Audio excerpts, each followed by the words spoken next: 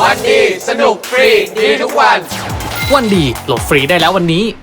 ค่ะเราส่งท้ายกันด้วยเพลง Taste Me ค่ะอย่างที่เขาบอกเลยใครที่ยังไม่รู้จักเขาอยากให้ลองเข้ามารู้จักเขาดูแล้วก็จะรักเขาเหมือนที่สนิเคยทำงานกับเขาแล้วเราเห็นเขาจริงๆว่าเขามีความพยายามแล้วก็มีศักยภาพที่ดีมากๆค่ะอยากให้ทุกคนรักเขาเหมือนที่สนิรักค่ะ Taste Me จาก LAZ1 ค่ะ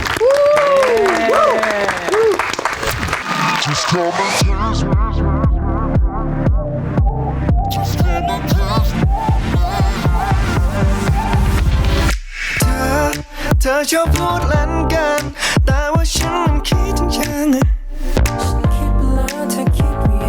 ที่เธอที่เล่นที่จริงแต่เธอคงไม่พูดจริงๆ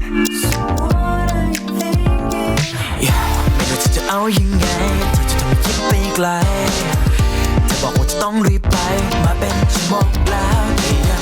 เธอยังขยับใกล้เข้ามาคำพูดเธอไม่เหมือนสายตาใครจะJust come and taste me รอเธอเข้ามาสักที Just come and taste me สายตาเธอแบบนี้มันทำให้ฉันรู้ว่าเธอก็คิดไม่ต้องที่ฉันนั้นคิดสักนิด So when you're ready อยากได้ความชัดเจนแค่มองตาเธอฉันเองก็รู้เลย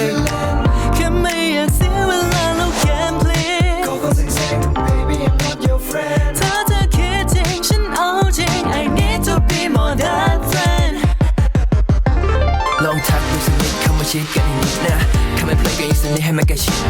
มันกระซิบให้ได้ยินเราเลยเดบิดเธอไม่คิดไปไกลและเธอยังคงใกล้เข้ามาเธอยังคงมีละสายตา If you ready just come and taste me รอเธอเข้ามาสักที just come and taste me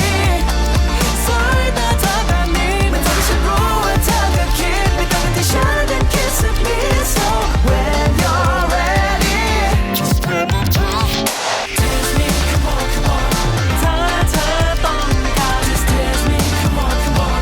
ไม่ต้องเกรงใจ just taste me ให้รู้กันไป you and meเธอจะรู้ในทันทีวันนี้คือความสุขที่หาไม่